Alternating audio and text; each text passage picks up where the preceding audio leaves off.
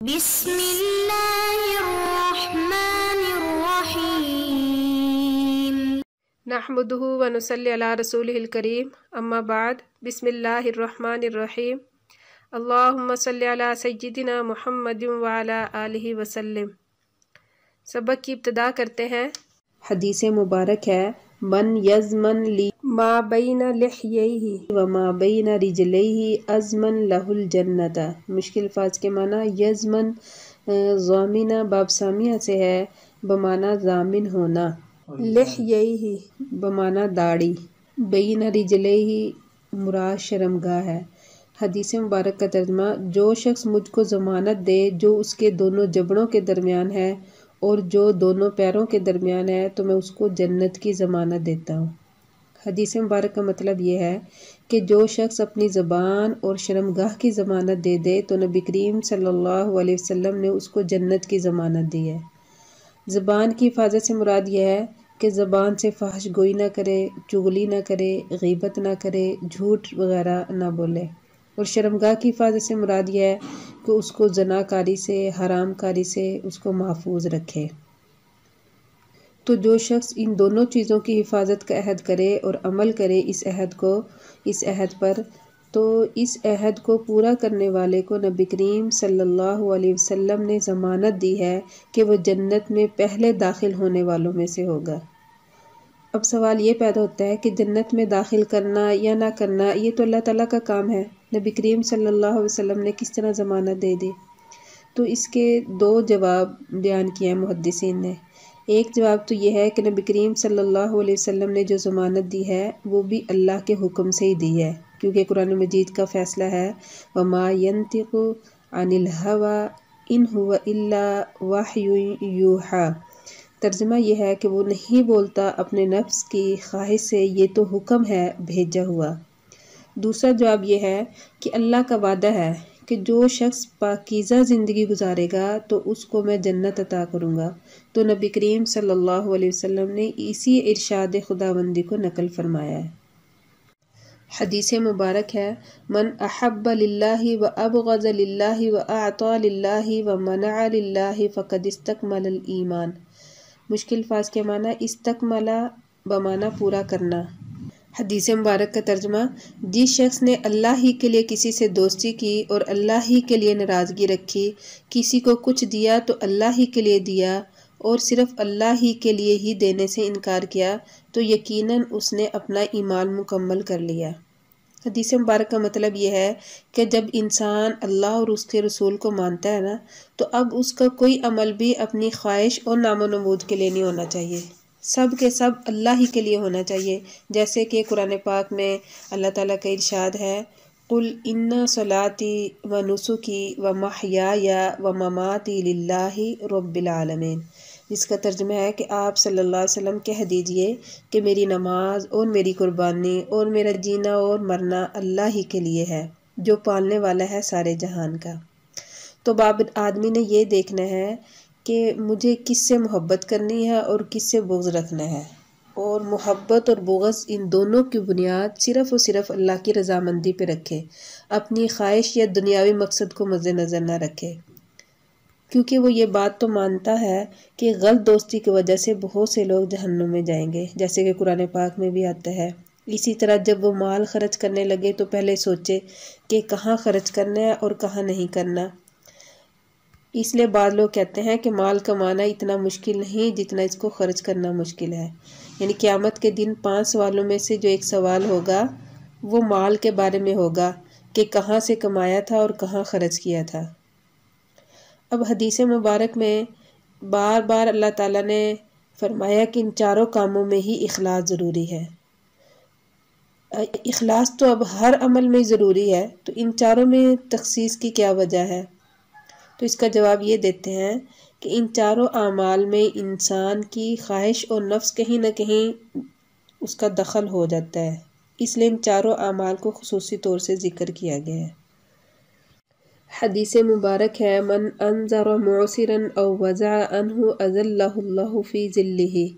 مشکل الفاظ کے معنی انذرا مہلت دینا، معسرا اسم فاعل بمعنی تنگ دست ہونا، وضع با فتح سے ہے بمعنی رکھنا۔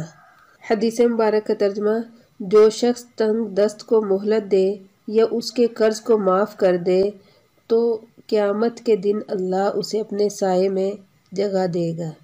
ایک اور حدیث مبارک میں آتا ہے کہ جب کوئی شخص کسی مفلس اور تنگ دست کو مہلت دے تو ادائیگی کا دن آنے تک اس کو ہر روز اس مال کے برابر صدقہ کرنے کا ثواب ملتا ہے۔ اس کے بعد پھر تاریخ آ جائے اور وہ مفلس ادا نہ کر سکے، پھر اس کو مہلت دیتا ہے تو اس کو ہر روز کے بدلے میں 2 گنا اس قرض کے صدقہ کرنے کا ثواب ملتا ہے۔ اسی طرح ایک اور حدیث مبارک میں آتا ہے، اللہ رحم کرے اس شخص پر جو خریدتے وقت اور فروخت کرتے وقت اور قرض کا تقاضا کرتے وقت نرمی کا معاملہ کرے۔ ہر جگہ قانون یہی ہے کہ فرض کا درجہ نفل سے 70 درجہ زیادہ ہوتا ہے، مگر 3 مسائل میں اس قانون سے مستثنیٰ ہے۔ ایک تو یہی حدیث بالا والا مسئلہ کہ تنگ دست کو جب وہ ادا کرنے سے قاصر ہو تو اس کو مہلت دینا واجب اور فرض ہے، اور معاف کرنا مستحب ہے اور مستحب کا اجر زیادہ ہے۔ اور دوسرا سلام کرنا سنت ہے اور جواب دینا واجب ہے، مگر سلام کرنا اگرچہ سنت ہے مگر اس کا ثواب جواب دینے سے زیادہ ہے۔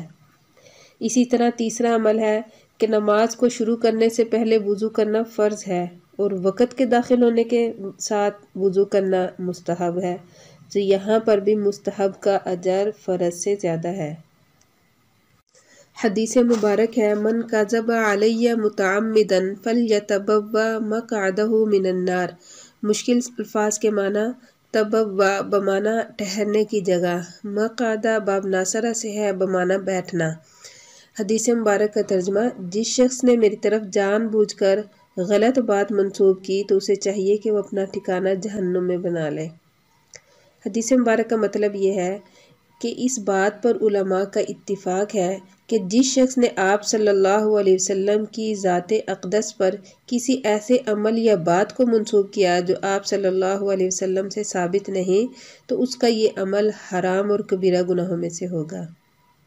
اس حدیث مبارک میں لفظ متعمدن استعمال ہوا ہے، یعنی جان بوجھ کر اس نے جھوٹ بولا، تو اگر اس نے جان بوجھ کر جھوٹ بولا تو اس کا ٹھکانہ جہنم ہے۔ اور جس نے نادانی سے غلط بات آپ صلی اللہ علیہ وسلم کی طرف منسوب کی تو وہ اس وعید میں داخل نہیں ہوگا، لیکن علماء اس شخص کے بارے میں بھی یہی فرماتے ہیں کہ اس کو چاہیے کہ پہلے اس کی تحقیق کر لے اور ڈرے کہ کہیں میں اس وعید میں تو نہیں داخل ہو جاؤں گا۔ تو یہ جو حدیث مبارک ہے یہ حدیث مبارک متواتر حدیث میں سے ہے۔ حدیث متواتر کس کو کہتے ہیں؟ حدیث متواتر اس کو کہتے ہیں کہ ہر زمانے میں اس حدیث مبارک کو نقل کرنے والی اتنی بڑی جماعت ہو جس کا جھٹلایا نہ جا سکے۔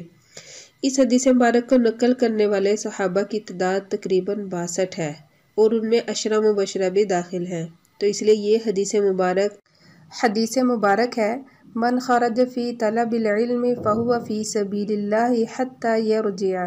مشکل الفاظ کے معنی: رجع باب زاربہ سے ہے بمعنی لوٹنا۔ حدیث مبارک کا ترجمہ: جو شخص علم دین حاصل کرنے کے لیے گھر سے نکلا تو جب تک وہ گھر واپس نہ آ جائے اللہ ہی کے راستے میں ہے۔ حدیث مبارک کی تشریح: اس حدیث مبارک میں طالب علم کی فضیلت کو بیان فرمایا گیا ہے کہ وہ اپنے عزیز و اقارب اور ماں باپ کی شفقت اور گھر بار کی تمام راحتوں کو اس نیت سے چھوڑ کر چلا جاتا ہے کہ میرے اللہ مجھ سے راضی ہو جائے، تو اللہ تعالیٰ اس پر راضی ہو کر اس کو جہاد کرنے والوں کی طرح اجر و ثواب عطا فرماتے ہیں جب تک یہ گھر واپس نہ آ جائے۔ اس فضیلت میں فرض کفایہ اور فرض عین علم حاصل کرنے والے دونوں ہی شامل ہوں گے۔ فہو فی سبیل اللہ، اس میں مجاہد کے ساتھ تشبیہ دی گئی ہے۔ اس کی وجہ یہ ہے کہ جس طرح مجاہد خدا کا دین سربلند کرنے کے لیے ہر چیز کو چھوڑتا ہے، اسی طرح طالب علم بھی دین کو سربلند کرنے کے لیے اس کو حاصل کرتا ہے، کیونکہ دونوں کا مقصد اللہ تعالیٰ کے نام کو بلند کرنا ہے۔ تو اس طرح مجاہد دشمنوں سے جہاد کرتا ہے تو طالب علم بھی حقیقی دشمن یعنی شیطان سے اپنے آپ کو اور تمام لوگوں کو محفوظ کرنے کے لیے جہاد کی تیاری کرتا ہے۔ حتیٰ یرجع، اس جملے میں یہ ارشاد فرمایا گیا ہے کہ دین کے حصول کے بعد جب وہ گھر واپس آتا ہے، ابھی آ ہی رہا ہوتا ہے، تب بھی وہ اللہ تعالیٰ کے راستے میں ہے، بلکہ اس وقت تو اس کے سر پر وارث انبیاء کا تاج ہوتا ہے۔